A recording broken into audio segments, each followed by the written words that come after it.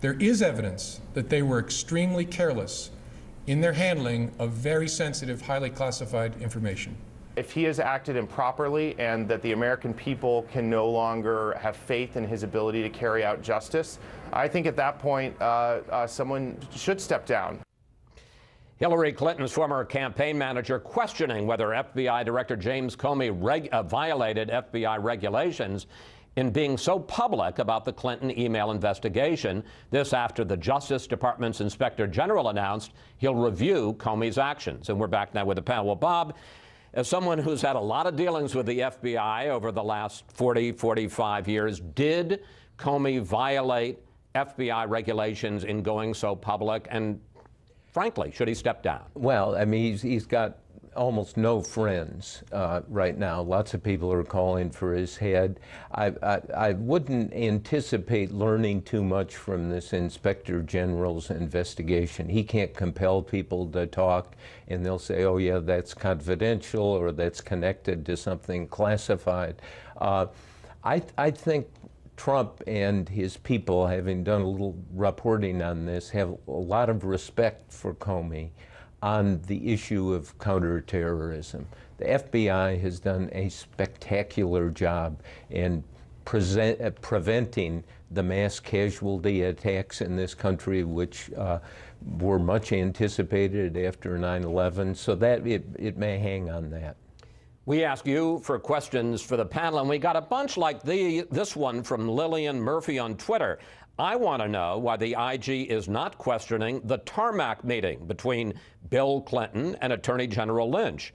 Lisa, how do you answer Lillian? I certainly agree. I think that should be under investigation. I'm glad to find as well that they will be looking at the FBI Andrew McCabe, whose wife was a recipient of money from one of the FBI individuals from Terry McAuliffe, who's closely connected to the Clinton who was the governor campaign. of Virginia and Governor gave a lot of money to the wife of who she was running for office. Exactly. And I think FBI Director Comey was set up to fail with all of this, because any decision he had made from the start would have been met with extreme criticism. If he had recommended an indictment against Hillary Clinton, can you imagine how that would have gone over in this country? And of course, Loretta Lynch tied his hands by by meeting with President Bill Clinton on the tarmac of that plane. And I think this is a continued scapegoating from the left. And if they want to look for reasons why Hillary Clinton lost, look no further than the fact that they elected someone who was under investigation by the FBI to begin with, or the fact that she spent more money seeking one electoral vote in Omaha, Nebraska on TV than Michigan and Wisconsin combined. Almost lost in all of the talk about Russia and the FBI this week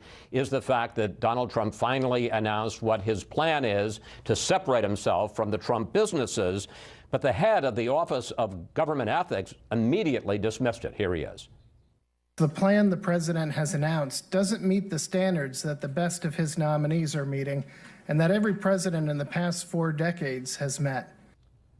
Congresswoman Harman, the Trumps do business around the world, and which raises the question every time that he makes a decision or his administration makes a decision about policy in one of those countries, doesn't it raise the likelihood that people are going to say, well, that's to advance his business interests? Well, I think he wants this issue to be over. And in this town, appearance and reality are conflated. And I think he could do more. I'm sure Jerry has some specific ideas to stop this story. I just want to say a couple words about Comey. He certainly had my admiration for intervening in former Attorney General Ashcroft's hospital room to block a Bush administration effort to ratify or renew some surveillance standards against the standard legal procedure. But in this case, his actions this last year, to me, are inexplicable. Attorneys General or Inspectors General are supposed to be independent.